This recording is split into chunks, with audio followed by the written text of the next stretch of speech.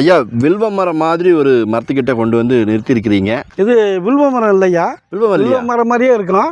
குட்டி வேளாமரம் வில்வக்காய் மாதிரியே காய்க்கும். இதுல ஒரு விசேஷம் இருக்கு, அது சொல்லிடலாம். ஆனா இதுல வந்து இப்படி வச்சோம்னா கம்ம வாசம் வரும். அது குட்டி வேளாமரம். மற்ற வில்வத்தில் அந்த வாசம் வராது, கற்பூர வாசம் வரும். இந்த இதை வச்சு தான் நம்ம கண்டுபிடிக்க முடியும். இன்னொரு இதுல ஒரு விஷயம் இருக்கு, முள்ளு ரொம்ப பெரிய பெரிய முட்களா இருக்கு. ஆமா ஆமா, இதுல புல் ஒன்று வச்சாங்க. இதை வந்து இந்த ஓதம் சொல்றோம் இல்லையா, காத்து இறங்கி 2 விதை பக்கத்துல ஆண்களுக்கு விதை வீக்கம். அதுக்கு தினந்தோறும் இதை சாப்பிட்டு வந்தோம்னா விதை வீக்கம் சரியாகும். ஒரு 3 நாள் 4 நாள் சும்மா மென்று சாப்பிடலாம். ஒன்றும் வில்வ தலை மாதிரி தான். அந்த பாருங்க, அப்படியே மென்று சாப்பிடலாம்.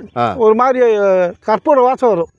இதை சாப்பிட்டுக்கிட்டே வந்தா அந்த ஓதங்கிறது குறைய ஆரம்பிக்கும். இது விதை வைக்க இருக்கா இல்லையான்னு கண்டுபிடிக்கிற ஒரு வேலை இருக்கு. இதுவும் இவ்வளவு தலையை எடுத்துக்கலாம், சின்ன வெங்காயத்தை எடுத்துக்கலாம், 2 கசக்கலாம் அப்படிம்பாங்க. யாரு விதை வைக்க உள்ளவங்க. இப்போ உங்க யாரோ எங்க கூட்டத்தில் யாரோ இருக்கான்னு வச்சுங்க, நமக்கு தெரியாது. இந்த 2 கொண்டு இப்படி கசக்கணும்னா உங்களால வலி தாங்க முடியாது. அதனால ஐயம்மா கத்திடுவாங்க.